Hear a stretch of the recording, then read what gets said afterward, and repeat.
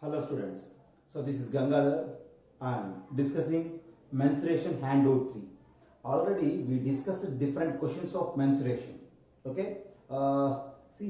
In handout 1 and handout 2. All these two parts of handouts are related to the problems from plane mensuration.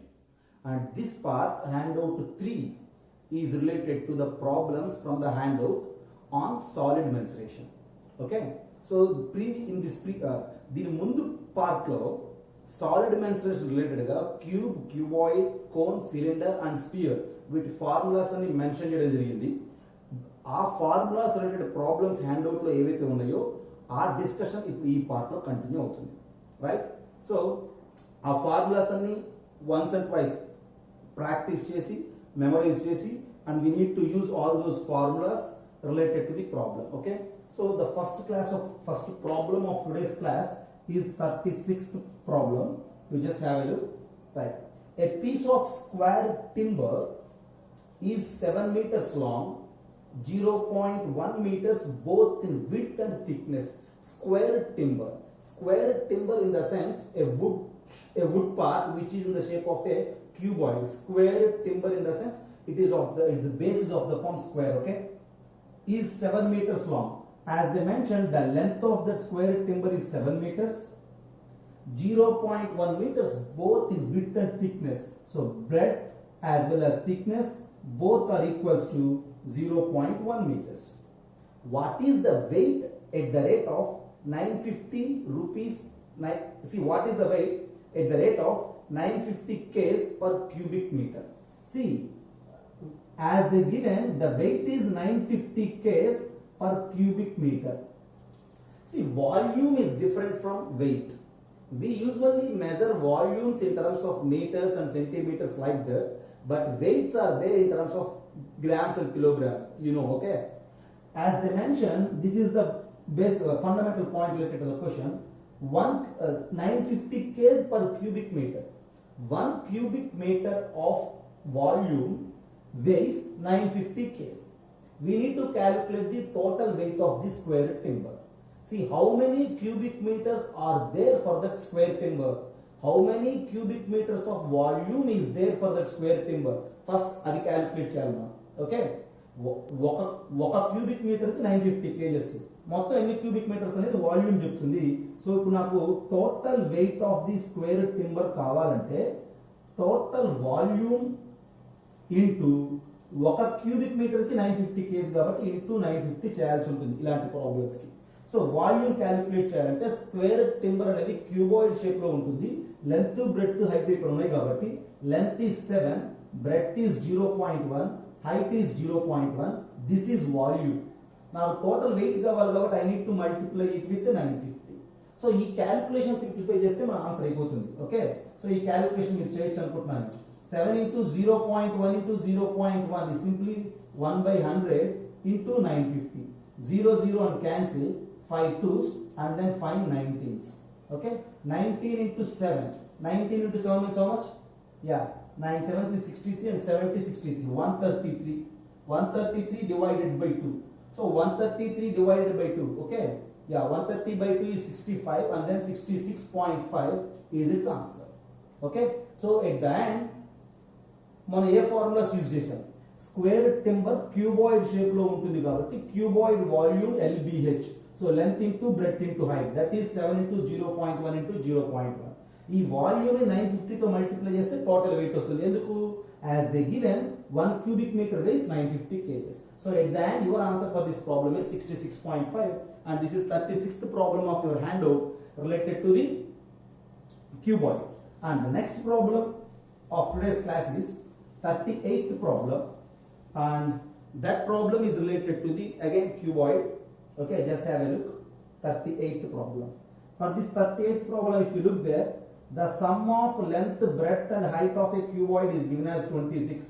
L plus B plus H is given as 26 and its diagonal is 14 centimeters. As we discussed in the previous class, diagonal length formula ఏంటంటే root of L square plus B square plus H square, అది 14 అని ఇచ్చారు. మనం ఏం కనుక్కోమన్నారంటే total surface area of the cuboid find out చేయమన్నారు. Total surface area formula ఏంటంటే 2 times of LB plus BH plus HI. ఇది ఫైండ్ అవుట్ చేయాలి. అయితే ఎల్ బిహెచ్ డైరెక్ట్ గా ఇవ్వకుండా ఈ రిలేషన్స్ ఇచ్చారు. మనకి A plus B plus whole square formula తెలుసు. అట్లా L plus B plus H whole square formula use చేస్తే ఈ 2 times of LB plus BH plus HL ఏమవుతుందంటే L plus B plus H whole square minus L square plus B square plus H square అవుతుంది. So A plus B plus whole square formula ఒకసారి revise చేయండి. Okay, A plus B plus whole square means L plus B plus H whole square. L plus B plus h is 26. So 26 square minus L square plus B square plus H square. Square root of L square plus B square plus H square is 14. So L square plus B square plus H square is its square, 14 square. So 26 square minus 14 square. So calculate change. Otherwise A square minus B square. A minus B is 12. A plus B is 40. 40 into 12 is 480. And your answer at the end is 480 square centimeters because it is area. So ఇక్కడ cuboid formula total surface area వాడాం and 2 times of LB plus BH plus HL calculated కోసం ఈ L plus B plus H whole square minus of L square plus B square plus H square కూడా ఆడాం. Okay, so this is 38th problem and after this 38 I am going to discuss 40th problem and this 40th problem is now based on cylinder. Okay, so question చూడండి ఒకసారి అక్కడ. So the problem is related to the cylinder, 40th problem. So cylinder అనగానే మనకి cylinder formulas అన్ని గుర్తుకు రావాలి. ఎవరైనా previous video చూడకపోయినా ఆ ఫార్ములాస్ మెమరైజ్ కాకపోయినా ఒకసారి ఫార్ములాస్ రివైజ్ చేసి ప్రాబ్లమ్స్ చేస్తే కంఫర్టబుల్ గా ఉంటుంది. The area of the curved surface area is 4400. So curved surface area question బట్టి మనం ఆ ప్రాబ్లం చేయాలి. Curved surface area ఫార్ములా ఏంటంటే 2 pi RH and that is given as 4400. Okay. And then circumference of its base. See cylinder ki base ఒక circle లో ఉంటుంది. So previous video refer చేయాలి. Circle కాబట్టి దాని circumference 2 pi. So circumference of the base is given as 110. మనం ఏం కనుక్కోవాలి ఇప్పుడు as per the problem height of the cylinder కనుక్కోవాలి, volume of the cylinder కనుక్కోవాలి. సో హైట్ కనుక్కోవాలంటే ముందు ఏం చేయాలి, ఇది 2 pi RH ఇది 2 pi r. ఈ రెండింటిని ఒకదానితో ఒకటి డివైడ్ చేస్తే 2 pi RH divided by 2 pi r. 2 pi r cancel అయిపోయి డైరెక్ట్ h వచ్చేస్తుంది.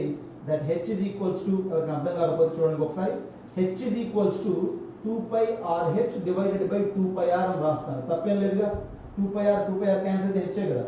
సో ఈ న్యూమరేటర్ లో ఉన్న 2 pi rh వాల్యూ 4400, డినామినేటర్ లో ఉన్న 2 pi r వాల్యూ 110. సో ఈ 0 క్యాన్సిల్ అయితే 11 4s and 40 అవుతుంది. h is equals to 40. So h వచ్చేసింది. అండ్ దెన్ మనం ఏం క్యాలిక్యులేట్ చేయాలి, వాల్యూమ్ క్యాలిక్యులేట్ చేయాలి. వాల్యూమ్ క్యాలిక్యులేట్ చేయాలంటే ముందు రేడియస్ కావాలి. సో రేడియస్ కోసం ఏం చేయొచ్చు, 2 pi r is equals to 110 అంటే 2 into 22/7 into r is equals to 110 calculate చేయాలి. 22 5s are 110 and r is equals to ఏమవుతుందంటే 35/2 అవుతుంది. రేడియస్ ఉంది, హైట్ ఉంది, మనకి వాల్యూమ్ ఆఫ్ ది సిలిండర్ కావాలి అంటే మళ్ళీ వాల్యూమ్ ఫార్ములా కూడా యూజ్ చేయాలి.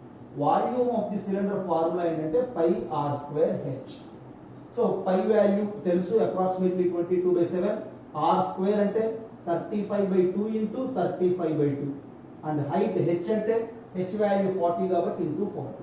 సో ఈ సింప్లిఫికేషన్ చేస్తే మీకు వాల్యూమ్ ఆన్సర్ వస్తుంది. ఓకే, సో ఈ సింప్లిఫికేషన్ పార్ట్ మీరు ప్రొసీడ్ చేయాలి. రైట్, సో ముందు హైట్ క్యాలిక్యులేట్ చేసాం, తర్వాత రేడియస్ క్యాలిక్యులేట్ చేసాం, అప్పటి నుంచి వాల్యూమ్ క్యాలిక్యులేట్ చేసాం using the formula pi r square h. So this is 40th problem. So 40th problem తర్వాత 42nd ప్రాబ్లం చూడండి. Okay, and that 42nd problem is related to the sphere as well as the cylinder. So problem లో ఏం చెప్తున్నారు, question ఒకసారి clear గా చదవండి. A metal sphere of diameter 42 centimeter is dropped into a cylindrical vessel. ఒక vessel ఉంది, ఆ vessel ఏ shape లో ఉంది, సిలిండర్ షేప్ లో ఉంది. అందులో ఒక స్పియర్ అంటే ఒక బాల్ షేప్ లో ఉన్న బాల్ అందులో పడేసాం వెజల్ లో. Okay, which is partly filled with water. ఇప్పుడు ఒక వెజల్ ఇలా ఉంటే మన దగ్గర ఈ వెజల్ లో కొంత వాటర్ ఉంది. ఓకే, ఫర్ సపోజ్ ఇక్కడ దాకా వాటర్ ఉంది అనుకున్నాం మనం. ఇప్పుడు ఇక్కడ దాకా వాటర్ ఉన్నప్పుడు నేను ఇందులో ఒక బాల్ ఒక స్పియర్ ఇలా పడేసాను. ఎప్పుడైతే నేను ఒక స్పియర్ ఒక బాల్ అందులో పడేస్తే ఈ వాటర్ లెవెల్ కొద్దిగా పైకి వస్తుందిగా, రైజ్ అవుతుందిగా. ఎంత రైజ్ అయిందో చెప్పాలి. బాల్ పడేక ముందు ఇది వాటర్ అనుకుంటే బాల్ పడేసిన తర్వాత వాటర్ పైకి వస్తుంది, ఇది వాటర్ అనుకుంది. అంటే ఈ హైట్ ఎంతో మనం చెప్పాలి. What is the rise in the height of the water అంటున్నాం. ఈ ఏదైతే రైజ్ అయిందో ఈ పార్ట్ వరకు మనం సపరేట్ గా ట్రీట్ చేసినా అది కూడా మళ్ళీ ఏ షేప్ లో ఉంటుందంటే సిలిండ్రికల్ షేప్ లోనే ఉంటుంది. సిలిండర్ లో పోసిన వాటర్ సిలిండర్ షేప్ లో ఉంటుంది, కోన్ లో పోసిన వాటర్ కోన్ షేప్ లో ఉంటుంది. వాటర్ ఏ వెజల్ లో పోస్తే ఆ షేప్ వస్తుంది వాటర్కి. కాబట్టి ఈ వాటర్ షేప్ సిలిండరే. ఎంత వాటర్ పైకి రైజ్ అవుతుంది అంటే ఈ మన అందులో పడేసిన స్పియర్ ఏదైతే ఉందో దాని వాల్యూమ్ ఈక్వల్ గా ఉండేది రైజ్ అవుతుంది. సరే, ఇప్పుడు ఈ స్పియర్ యొక్క వాల్యూము ఇందులో ఈ రైజ్ అయిన వాటర్ రెండు ఈక్వల్ అన్నమాట. అంటే అల్టిమేట్ గా మనం ఏం చేయాలంటే ఈ ప్రాబ్లం కి volume of sphere is equals to volume of cylinder with raised water equal చేయాలి. వాల్యూమ్ ఆఫ్ స్పియర్ కి ఫార్ములా ఏంటంటే 4/3 పై r క్యూబ్. మరి వాల్యూమ్ ఆఫ్ సిలిండర్ కి pi r square h. Both sides pi cancel చేయొచ్చు, ఈ h ని కలుపుకోవాలి. So ఇప్పుడు నెక్స్ట్ స్టెప్ లో ఏం చేస్తామంటే 4/3 into r cube. What is the radius of the sphere as they given? 42. Diameter 42 అంటే radius 21 అవుతుంది, హాఫ్ కదా. డయామీటర్ లో హాఫ్ రేడియస్ కాబట్టి 21 into 21 into 21 r square. See the diameter of the vessel is 1.68. ఇది 1.68. No diameter 1.68. అందులో half అంటే ఇది ఏమవుతుంది? సో 1.68 కాబట్టి ఓకే, మనం ఇక్కడ క్యాలిక్యులేషన్ చేయాలి. యాక్చువల్గా 1.68 అంటే 0.84 అవుతుంది. అది 0.84 అవుతుంది, ఇది కూడా 0.84. ఓకే, సో హైట్ మనం క్యాలిక్యులేట్ చేయాలి. ఇక్కడ ఏమవుతుంది? 0.84 స్క్వేర్ ఇంటూ హెచ్ క్యాలిక్యులేట్ చేయాలి. అంటే ఇక్కడ కూడా ఇంకొక చిన్న డిఫరెన్స్ ఏంటంటే వెజల్ యొక్క మెజర్మెంట్ ఏమో మీటర్స్ లో ఇచ్చాడు, స్పియర్ యొక్క మెజర్మెంట్ ఏమో సెంటీమీటర్స్ లో ఇచ్చాడు. మనం ఈ సెంటీమీటర్స్ కూడా మీటర్స్ లో మార్చాలి. సో 21 సెంటీమీటర్స్ ని మీటర్ లో మారిస్తే ఏమవుతుందంటే 100 అవుతుంది. 21 సెంటీమీటర్స్ ని మీటర్స్ లోకి మారిస్తే 100 అవ్వాలి కదా. ఓకేనా? సో అల్టిమేట్ గా ఇప్పుడు సింప్లిఫై చేయాలి. ఇటు పక్కన 4/3 21/100 21/100 0.84 స్క్వేర్ క్యాలిక్యులేట్ చేయొచ్చు. 84/100 84/100 రాస్తాం. సింప్లిఫై చేస్తే ప్రాబ్లం అయిపోతుంది. క్యాలిక్యులేషన్ పార్ట్ మీరు చేసుకుంటే బాగుంటుంది. ఓకేనా? మనం కంప్లీట్ గా సింప్లిఫై చేయకుండా క్యాలిక్యులేషన్ పార్ట్ మీరు చేసుకోవచ్చు. 21 into 21 divided by 100 into 100 into 100 is equals to 0.84 అంటే 84/100 into 84/100 into h. ఇక్కడ నుంచి క్యాలిక్యులేషన్ మీరు చేయాలి. ఓకే, బోత్ సైడ్స్ 100 క్యాన్సిల్ చేయొచ్చు, 2 hundreds అండ్ ఇక్కడ నుంచి 21 4s, మళ్ళీ 21 4s, ఆ తర్వాత 3 7s. ఓకే, మళ్ళీ ఇంకో 4 కూడా క్యాన్సిల్ అయిపోతుంది. అల్టిమేట్ గా హెచ్ వాల్యూ ఏమొస్తుందంటే 7/400 వస్తుంది. అండ్ అక్కడ నుంచి మనం హెచ్ వాల్యూని చెప్పొచ్చు. ఓకే, 7/400 వాట్ మీటర్స్ వస్తుంది, మనం మీటర్స్ లో చేసినట్టు. అయితే ఆప్షన్ సెంటీమీటర్స్ లో ఉంది కాబట్టి మళ్ళీ 100 తో మల్టిప్లై చేయాలి. అండ్ అప్పుడు హెచ్ వాల్యూ 7/4 అవుతుంది, విచ్ ఇస్ 1.75. ఈ క్యాలిక్యులేషన్ పార్ట్ మీరు ఇక్కడ కాన్సన్ట్రేట్ చేయకూడదు. క్యాలిక్యులేషన్ ఖచ్చితంగా చేయగలుగుతారు, క్యాన్సిలేషన్సే కదా. మీ కాన్సన్ట్రేషన్ అంతా volume of sphere is equals to volume of cylinder with raised water ఎలా రాయగలిగాను నేను దాని గురించి ఆలోచించాలి. ఓకే, ఆ తర్వాత formula volume of spear formula ఏంటి, వాల్యూమ్ ఆఫ్ సిలిండర్ ఫార్ములా ఏంటి, దీని గురించి ఆలోచించాలి. ఈ సింప్లిఫికేషన్ అంతా ఇక నార్మల్ క్యాజువల్ ఎవరైనా చేయొచ్చు. ఓకే, దిస్ ఇస్ వాట్ ఎన్నో ప్రాబ్లం ఇది 42nd problem. Okay, 42nd problem లో డిఫరెంట్ ప్రాబ్లమ్స్ ఉన్నాయి. ఫార్ములాస్ అన్ని బాగా ఐడెంటిఫై చేస్తే మిగతా ప్రాబ్లమ్స్ అన్ని మీరు చేయొచ్చు. అండ్ నెక్స్ట్ ప్రాబ్లం నేను చేయబోయేది 48th ప్రాబ్లం. ఓకే, చూడండి ఒకసారి 48th.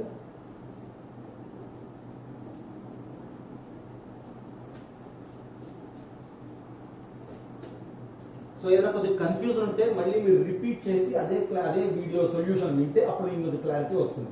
ఏ ప్రాబ్లం అయినా సరే కన్ఫ్యూజన్ క్లియర్ అవ్వాలంటే రిపీట్ చేసి మళ్ళీ సొల్యూషన్ వినే ప్రయత్నం చేయాలి. Okay, right. 48th problem. A cylindrical piece of metal radius 2 centimeters and height 6 centimeters is shaped into a cone of same radius. Find the height of the cone. ఒక cylinder ని మనం cone కింద మార్చాం. ఏ object అయినా సరే ఒక object ని ఇంకో object కింద మారుస్తున్నాము అంటే 2 ఆబ్జెక్ట్స్ కి వాల్యూమ్ మారట్లేదు అని. ఓకేనా? కాబట్టి ఒక సిలిండర్ ని మనం కోన్ కింద మార్చాం కాబట్టి volume of cylinder is equals to volume of cone use చేయాలి. వాల్యూమ్ ఆఫ్ సిలిండర్ ఫార్ములా ఏంటంటే 1/3 వాల్యూమ్ ఆఫ్ సిలిండర్ కి πr² h. Volume of cone కి 1/3 pi r square h. Two different objects ఉన్నాయి కాబట్టి నేను అక్కడ క్యాపిటల్ లెటర్స్ ఇక్కడ small letters వాడాను. అయితే ప్రాబ్లంలో బోత్ హ్యావ్ సేమ్ రేడియస్ అన్నాడు కాబట్టి నేను ఇక్కడ కూడా స్మాల్ ఆర్ తీసేసి క్యాపిటల్ ఆర్ రాయాల్సి ఉంటుంది. ఇప్పుడు అల్టిమేట్గా నా క్వశ్చన్ ఏంటంటే ఓకే సిలిండర్ యొక్క హైట్ 6 సెంటీమీటర్స్ అని ఇచ్చాడు, కోన్ యొక్క హైట్ కనుక్కోవాలి. ఫస్ట్ ఆఫ్ ఆల్ నేను ఏం చేస్తానంటే బోత్ సైడ్స్ పై క్యాన్సిల్ చేసేయచ్చు, సేమ్ రేడియస్ కాబట్టి both sides r square cancel చేసేయచ్చు. ఈ height cylinder height 6 1/3 into h. So solve చేస్తే h is equals to 18 వస్తుంది and at the end height of the cone is 18. Very simple. ఇలాంటి problems చాలా ఈజీగా ఉంటాయి. ఓకే, ఒక ఆబ్జెక్ట్ ని ఇంకో ఆబ్జెక్ట్ ని మార్చినప్పుడు రెండింటి వాల్యూమ్స్ ఈక్వల్ చేయాలి. Volume of cylinder is equals to volume of cone. Formula తెలుసుంటే ఈ లైన్ ఈజీగా రాస్తాం. క్యాన్సిలేషన్ అండ్ సింప్లిఫికేషన్ అనేది మీకు అలవాటు అయిపోయి ఉండాలి ఈ పాటికి.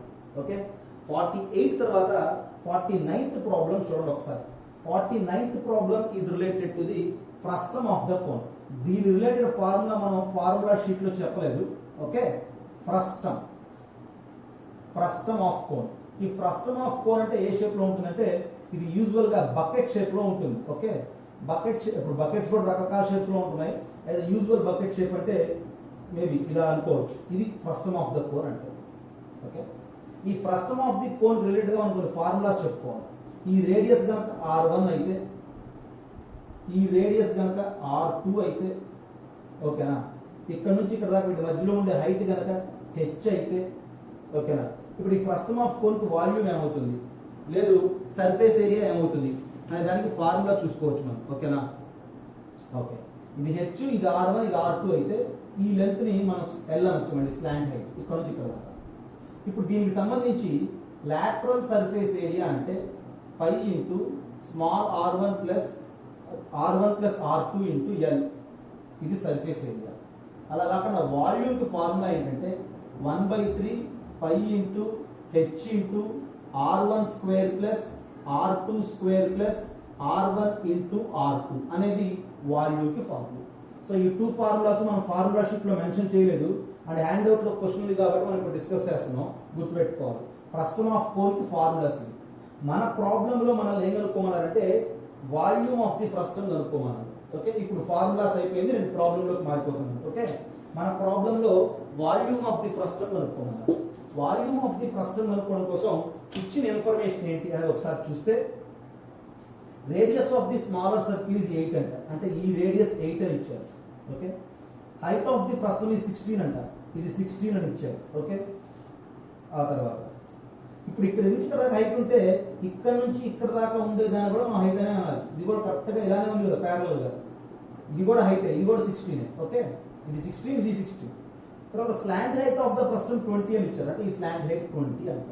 ఈ r2 ఇవ్వలేదు, మనం ముందు r2 కనుక్కుని తర్వాత మనం ప్రాబ్లం చేయాలి. ఓకే, r2 నాకు తెలియదు. అయితే ఇక్కడ నుంచి ఇక్కడ దాకా 8 ఉన్నప్పుడు ఇక్కడ నుంచి ఇక్కడ దాకా కూడా 8 ఉంటుంది. ఇది యూజువల్ సింప్లిఫికేషన్.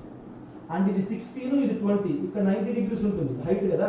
మరి ఈ పార్ట్ ఫైండ్ అవుట్ చేయొచ్చు మనం. 16, 20 ఇది పైదాగరం రిజల్ట్ యూజ్ చేసి మనం ఇది ఫైండ్ అవుట్ చేస్తే ఇది 4 4s 4 5s కాబట్టి ఇది 4 3s 12 ఉంటుంది.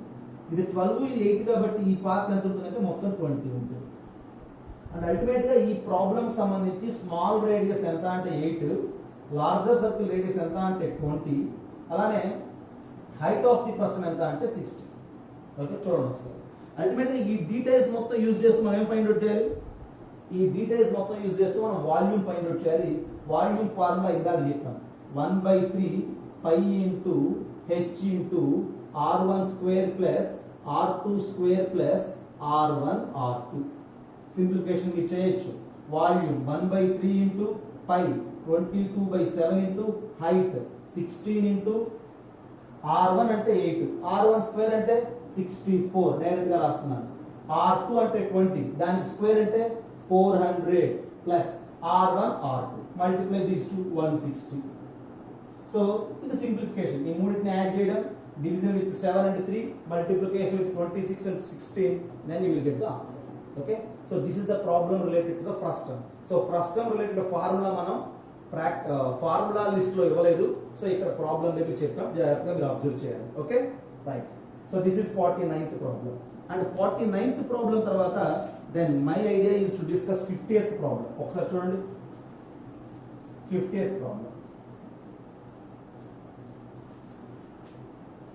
So 50th problem, 3 cubes of metal whose edges are 5, 6 and 7 centimeters respectively are melted and formed into a single cube. If there be no loss of metal in the process, find the side of the new cube. Okay, ఇందాక చెప్పినట్లుగానే 3 cubes ని melt చేసి కొత్తగా ఇంకో cube తయారు చేస్తున్నాం. అంటే దాని అర్థం ఏంటి? వాల్యూమ్స్ ని, ఈ 3 వాల్యూమ్స్ ని యాడ్ చేస్తే కొత్తగా ఫామ్ అయ్యే క్యూబ్ వాల్యూమ్ వస్తుంది. So this is 50th problem. As per the 50th problem మనం ఐడెంటిఫై చేయాల్సింది ఏంటంటే volume of cube 1, okay, V1 plus volume of cube 2 is V2, volume of cube 3 is V3 and volume of newly formed cube is V. నా pronunciation కూడా వినాలి. 3 క్యూబ్లు ఉన్నాయి. First cube volume, second cube volume, third cube volume. మూడింటిని కలిపితే కొత్తగా ఒక cube form అవుతుంది, దాని వాల్యూమ్. ఓకే, సో అల్టిమేట్ గా volume of the cube formula ఏంటి? వాల్యూమ్ ఆఫ్ ద క్యూబ్ అంటే ఎస్ క్యూబ్. క్యూబ్ కి ఎస్ క్యూబ్ కదా. ఫస్ట్ క్యూబ్ యొక్క ఎడ్జ్ 5 కాబట్టి ఇది 5 క్యూబ్ అవుతుంది. సెకండ్ క్యూబ్ యొక్క ఎడ్జ్ 6 కాబట్టి 6 క్యూబ్ అవుతుంది. థర్డ్ క్యూబ్ కి 7 క్యూబ్ అవుతుంది. కొత్తగా ఫామ్ అయ్యే క్యూబ్ యొక్క సైడ్ ఎస్ అనుకుంటే ఎస్ క్యూబ్ అవుతుంది. మనం ఎస్ కనుక్కోవాలి. సో ఇవన్నీ యాడ్ చేయడమే. So s cube is equals to ఇది రాసాను అంతే. S cube is equals to 5 cube 125, 6 cube 216, 7 cube 343, 6 plus 3 9 plus 5 14, 4 plus 2 6 plus 2 8, 3 2 6 1 7 784. Okay, calculation mistake ఏమైనా చేసామా చూడండి ఒకసారి. 5 క్యూబ్ 125, 6 క్యూబ్ 260. నాకు 7 క్యూబ్ ఇస్ ఈక్వల్ టు 784. అంటే ఎస్ కావాలంటే ఏం చేయాలి? క్యూబ్ రూట్ వచ్చేస్తే s is equals to cube root of 784 అవుతుంది. దానికి కరెస్పాండింగ్ గా ఏ ఆప్షన్ ఉంటే అది, లేకపోతే none of this. Okay, this is 50th problem. గుర్తుపెట్టుకోవాలి, ఒక ఆబ్జెక్ట్ ని ఇంకో ఆబ్జెక్ట్ గా మారుస్తున్నప్పుడు, ఒక ఆబ్జెక్ట్ ని మెల్ట్ చేసి కొత్తగా ఇంకో ఆబ్జెక్ట్ ఫామ్ చేస్తున్నప్పుడు వాల్యూమ్స్ ఈక్వల్ చేయాలి అన్న ఐడెంటిఫికేషన్ ఉంటే మన టాస్క్ ఈజీ అవుతుంది. Okay, so this is 50th problem. 50th problem తర్వాత I am going to discuss 53rd problem. Okay,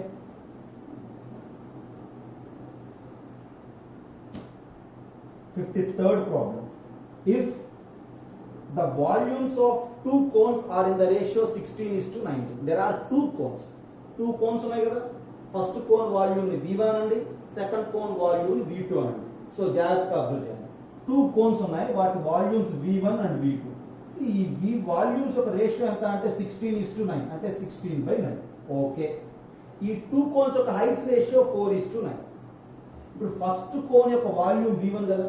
ఆ ఫస్ట్ కోన్ యొక్క వాల్యూమ్ ఫార్ములా ఏంటంటే 1/3 into pi into R1 square into H1, 1/3 pi R square H. Second cone యొక్క volume formula ఏంటంటే 1/3 into pi into R2 square into H2, 1/3 pi R1 square H, 1/3 pi R2 square H2. So this is equals to 16/9. So automatic గా ఏం identify చేయొచ్చు మనం? So as a division చేస్తున్నాం కాబట్టి మనం 1/3 pi 1/3 pi cancel అయిపోతుంది. మనం ఏం కనుక్కోవాలి? మనకి ఏమి ఇచ్చారు? ఇంకా క్వశ్చన్ జాగ్రత్తగా అనలైజ్ చేయండి ఒకసారి. హైట్స్ రేషియో ఇచ్చాడు, రేషియో ఆఫ్ ది రేడియే కావాలి. R1 square by R2 square ని ఏమని రాయొచ్చు అంటే R1 by R2 whole square అని రాయొచ్చు into H1 by H2. Heights ratio 2/3 అని ఇచ్చారు, ఈజ్ ఈక్వల్స్ టు 16/9. దీని continuation step 1/3 pi 1/3 pi cancel. R1 square by R2 square is R1 by R2 square into H1 by H2 is 2/3 is equals to 16/9. So R1 by R2 కావాలి నాకు. So try to simplify. 2 8s is 16, 3 3s is 9. So ultimately R1 by R2 square is equals to 8/3. So మనం ఏం find out చేయాలి? Ratio between the radius find out చేయాలి. Ratio between the radius ఏమవుతుంది? 2 cones. Okay, పై R1 square H1. Heights ratio okay, ఒకసారి చూడండి. Heights ratio 4/9 ఇచ్చారు, నేను 2/3 అని తీసుకున్నాను. నేను వేరే ప్రాబ్లం లో డేటా తీసుకున్నాను. ఓకే, సో ఈ ప్రాబ్లం కి సంబంధించి హైట్స్ రేషియో అని ఇచ్చారు 4/9. So heights ratio H1 by H2 4/9 is equals to 16/9. ఇప్పుడు మనం సింప్లిఫికేషన్ చేయాలి. 9 క్యాన్సిల్ చేయొచ్చు కదా. 9 క్యాన్సిల్ అయిపోతే 4 4s క్యాన్సిల్ అయిపోతే R1 by R2 square is equals to 4 అవుతుంది. అంటే R1 by R2 is equals to 2. It can be written as 2:1. మన ఆన్సర్ ఏంటంటే 2:1. ప్రాబ్లం ఇంకోసారి జాగ్రత్తగా చూడండి. ఒక ఆబ్జెక్టే ఇన్వాల్వ్ అయినప్పుడు డైరెక్ట్ గా ఫార్ములా మనం 1/3 పై ఆర్ స్క్వేర్ హెచ్ అని రాస్తాం. 2 కోన్స్ ఇన్వాల్వ్ అయినప్పుడు so v1 v2 the first cone కి సెకండ్ కోన్ కి 1/3 pi r1 square h1 1/3 pi r2 square h2 first cone కి సెకండ్ కోన్ కి. సో 1/3 పై క్యాన్సిల్ అయిపోతుంది. r1 square by r2 square అంటే r1 by r2 square, h1 by h2 అంటే 4/9 and 16/9 ఇచ్చారు. Simplification చేస్తే r1 by r2 వచ్చింది. Formulas బాగా utilise చేయడం వస్తే ఎలాంటి ప్రాబ్లం అయినా సాల్వ్ అయిపోతుంది. So plane mensuration or solid mensuration ఈ ప్రాబ్లమ్ సాల్వ్ చేయాలంటే ఫస్ట్ ఫార్ములాస్ రావాలి, సెకండ్ క్వశ్చన్ అర్థం అవ్వాలి, థర్డ్ కాన్సన్ట్రేటెడ్ గా ఆలోచించి ఆన్సర్ చేయగలగాలి. ఓకే, ఖచ్చితంగా ప్రాబ్లమ్స్ అన్ని చాలా ఈజీగా సాల్వ్ అయిపోతాయి. So this is hand out 3 from the mensuration. Right, thank you.